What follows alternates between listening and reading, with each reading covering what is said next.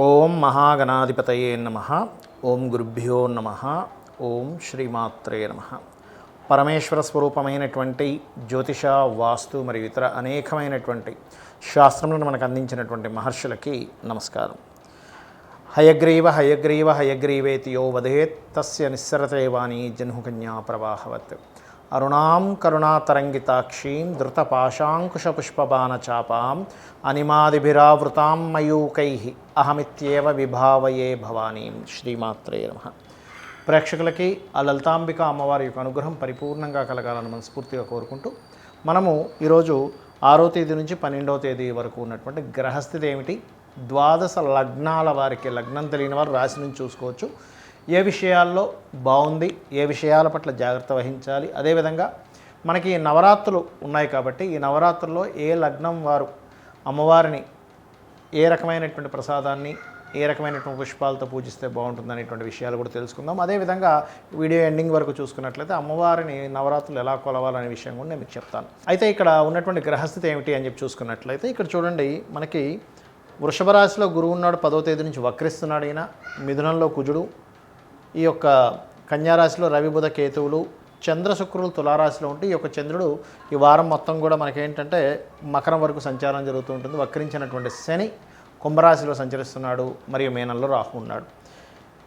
ఇది ఈ వారం ఉండేటువంటి గ్రహస్థితి. ఈ విషయాలు చెప్తుంది నేనైనప్పటికీ కూడా చెప్పేసిన సాక్షాత్ లలిత అమ్మవారిగా భావిస్తూ ఒక్కొక్క లగ్నం గురించి మనం తెలుసుకుందాం. కర్కాటక లగ్నము, కర్కాటక రాశి. మీ యొక్క చంద్రుడు రాశ్యాధిపతి ముఖ్యంగా మీకు 6వ తేదీ నుంచి 12వ తేదీ వరకు ఈ 4వ స్థానం నుంచి 7వ స్థానం వరకు ఆయన సంచారం జరుగుతుంది. 4వ స్థానంలో మొట్టమొదటిగా 6వ తేదీ ఉంటాడు కాబట్టి ఆ రోజు మీరు ఏదైనా వాహనము, గృహము, ఏదైనా ఫ్యాషన్ రిలేటెడ్ సంబంధించిన ఏదైనా ఎడ్యుకేషన్స్ నేర్చుకోవడానికి, అందానికి సంబంధించినవి, బ్యూటీ రిలేటెడ్ సంబంధించినవి నేర్చుకోవడానికి చాలా అనుకూలంగా ఉంటుంది ఈ యొక్క 4వ తేదీ, గుర్తుపెట్టుకోండి.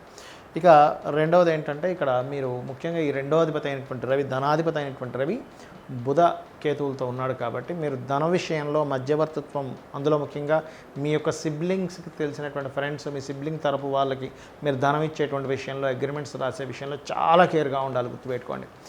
అలాగే 4వ స్థానంలో శుక్రుడు ఉన్నాడు కాబట్టి చాలా మంచి ఫలితం. అంటే కొత్త విద్యలు నేర్చుకోవడానికి కానీ, ప్రాపర్టీస్ కొనడానికి కానీ, ఏదైనా సరే ఈ చంద్రుడు పక్కన జరిగిపోయినా సరే ఈ విషయంలో చాలా బాగుంది. కాకపోతే 7, 8 తేదీలు షేర్ మార్కెటింగ్ చేసేవారు కొంత జాగ్రత్తగా ఉండాలి. బికాజ్ ఆఫ్ లగ్నాధిపతి అయినటువంటి రవి 5వ స్థానంలో చంద్రుడిలో నీచి పొందుతున్నాడు కాబట్టి సంతానం విషయంలోని, సంతానానికి సంబంధించిన నిర్ణయాల విషయంలోని, ప్రేమ వ్యవహారాలకు సంబంధించిన నిర్ణయాల విషయాల్లో చాలా జాగ్రత్తగా ఉండాలి.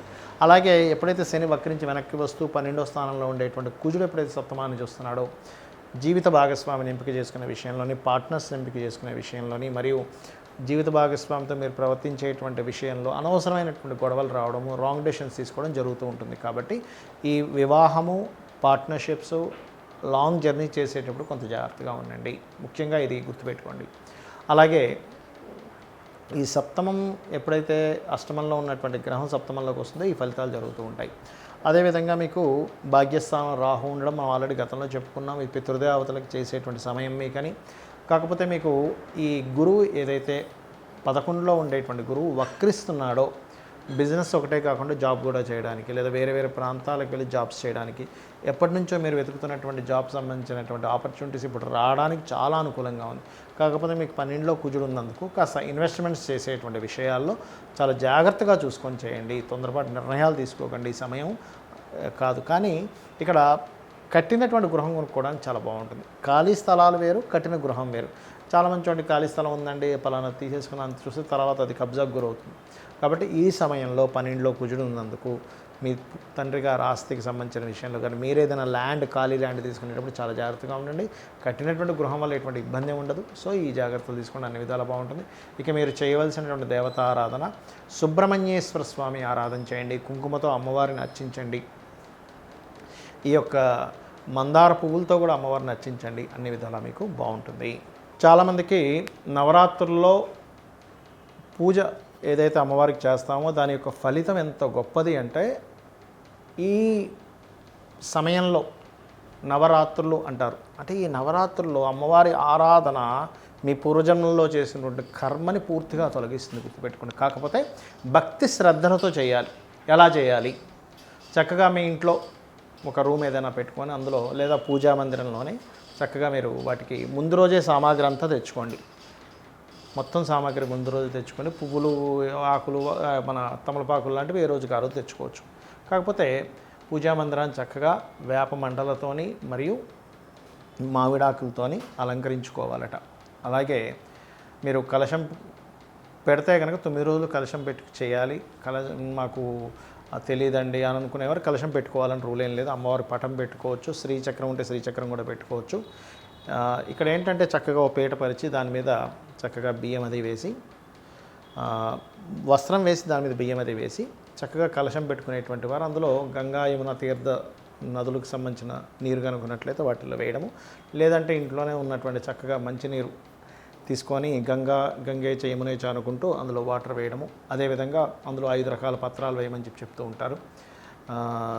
మనకి మామిడి, అదేవిధంగా జమ్మి, బిల్వము, ఇట్లాంటివి 5 రకాల పత్రాలు, మంచి పత్రాలు వేయాలి. అదేవిధంగా మందార పువ్వులతో అమ్మవారిని ఎక్కువగా అర్చిస్తే మంచిది అనేటువంటి శాస్త్రం. దాంతోపాటు ఒరిజినల్గా అయితే ఇంట్లో ఉండేటువంటి పూజ గదిని మనం చక్కగా ఈ నవరాత్రుల్లో ఆవు పేడతో అలకమని చెప్తారు. ఇప్పుడంతా టైల్స్ వచ్చేసాయి కాబట్టి కనీసం ఆవు పేడ ముద్దైనా సరే పెట్టుకోండి.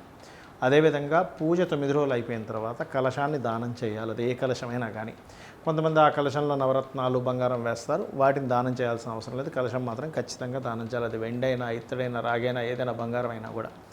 అదేవిధంగా మొదటి రోజు రుక్విత్తుల్ని పిలుచుకొని ఒకళ్ళని కానీ, ముగ్గురిని కానీ, 5గురిని కానీ పిలిపించుకొని మీరు ఏం చేస్తారంటే చక్కగా వారి చేత వారికి దీక్షా వస్త్రాలు అది ఇచ్చి వారి చేత ఈ నవరాత్రులు కూడా మన పారాయణాలు అంటే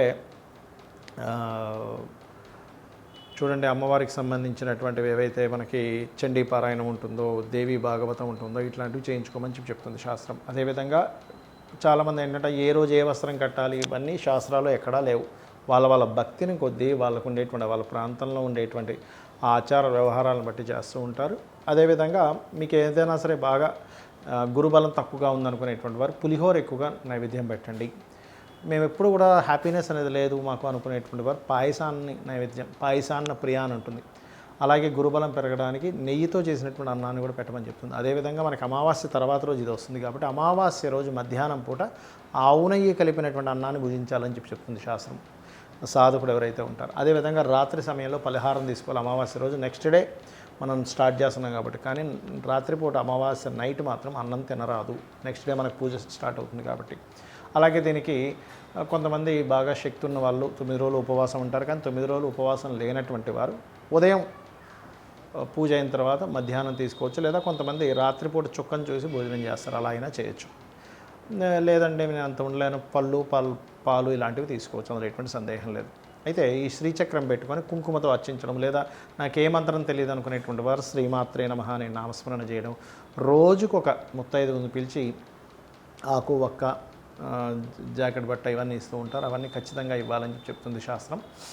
గాజులు ఇట్లాంటివన్నీ కూడా. అదేవిధంగా ఒకటే గుర్తుపెట్టుకోండి, మీకు మధ్యలో ఏదైనా ఆటంకం వచ్చింది, కలశం పెట్టారు, పూజారిని పెట్టి చేయించుకోండి. కానీ కలశం ఎట్టి పరిస్థితుల్లో కదపడానికి వీల్లేదు. ఇది బాగా అర్థం చేసుకోండి. అలాగే భక్తి శ్రద్ధలతో త్రికాలములు ఎందుకు చేయమని చెప్పారంటే ఉదయం, మధ్యాహ్నం, సాయంత్రం కూడా. మీకు కుదరలేదు కనీసం 2 పూటలు చేయండి. ఏమంటే అది కూడా నాకు కుదరదు, పొద్దున్న 5ంటికి నేను జాబ్కి వెళ్ళిపోవాలి, 6ంటికి వెళ్ళిపోవాలి, నేను ఎప్పుడు లగాలి, ఏంటండి పరిస్థితి అనుకునేవారు కనీసం రాత్రిపూట అయినా చేయండి. కానీ కనీసం 2 పూటలు కనుక చేసినట్లయితే మీరు ఏదైతే కర్మ చేశారో పూర్వజన్మల్లో దాన్ని తొలగించేటువంటి ఇది అమ్మవారి అనుగ్రహం ద్వారా కలుగుతుంది. మరియు ఈ రోగబాధలు తగ్గుతాయి. ముఖ్యంగా ఇంట్లో ఉండేటువంటి, ఎందుకంటే ఈ యమద్రంష్టికలు అంటారు ఈ సమయాన్ని, నవరాత్రుల సమయంలో. అంటే ఒకవైపు నెగటివ్ ఎనర్జీ ఫామ్ అవుతుంది, ఒకవైపు పాజిటివ్ ఎనర్జీ కూడా ఉంటుంది. మీరు దేన్ని పట్టుకుంటారు అనేది ఇక్కడ ముఖ్యం. ఎందుకంటే చక్కగా ఏ పూజ చేయకుండా అలాగే ఉన్నారు, రోగాలు పెరగడం, చికాకులు పెరగడం జరుగుతుంది. అలా కాకుండా అమ్మవారిని కనుక పట్టుకోగలిగితే ఖచ్చితంగా మీరు చేసేటువంటి పూజ అది ఫలితం దక్కడం వల్ల మీరు 100% మీ యొక్క లైఫ్లో సక్సెస్ అనేటువంటిది చూస్తారు. గుర్తుపెట్టుకోండి. ఏమండి నాకు ఏ మంత్రం రాదు ఎలాగా అంటే చక్కగా మీరు కుంకుమ, పసుపు తీసుకొని శ్రీచక్రం మీద లేకపోతే అమ్మవారి పట్టం దగ్గర శ్రీమాత్రే నమః, శ్రీమాత్రే నమః, శ్రీమాత్రే నమః అనుకుంటూ ఒక 108 సార్లు లేకపోతే ఒక అరగంట ఎంతో పెట్టుకొని అలా చేయండి. లేదా లలితాసహస్రనామాలు మీకు చదవడం రాదు, చక్కగా యూట్యూబ్లో మనకు ప్లే అవుతుంటాయి. ప్లే అవుతూ ఉంటే చక్కగా మీరు మనసులో అనుకుంటే ఆ మంత్రాన్ని, నామాన్ని మనసులో అనుకుంటూ ఉండండి ఆ వస్తున్నటువంటి దాన్ని. అలా ఉదయం, సాయంత్రం కూడా చేయొచ్చు. కాకపోతే చీరలు ఏదైనా కట్టి మీరు విగ్రహంలా పెట్టుకుని చీరలు ఏదైనా కడితే మాత్రం రోజు చీర మార్చాలి, గుర్తుపెట్టుకోండి. ఇలా చేయండి, అన్ని విధాలా మీకు బాగుంటుంది. దీక్ష తీసుకొని చేసేటువంటి వారు ఎర్రటి వస్త్రం ధరించండి. ఎర్రటి వస్త్రం ధరించి స్త్రీలైతే ఎర్రటి చీర, పురుషుడైతే ఎర్రటి వస్త్రాన్ని ధరించాలి. కాషాయం ధరించకూడదు. ఇది చేయండి, అన్ని విధాలా మీకు బాగుంటుంది. అమ్మవారి అనుగ్రహం మీకు పరిపూర్ణంగా కలగాలని మనస్ఫూర్తి కోరుకుంటూ శ్రీమాత్రే నమః.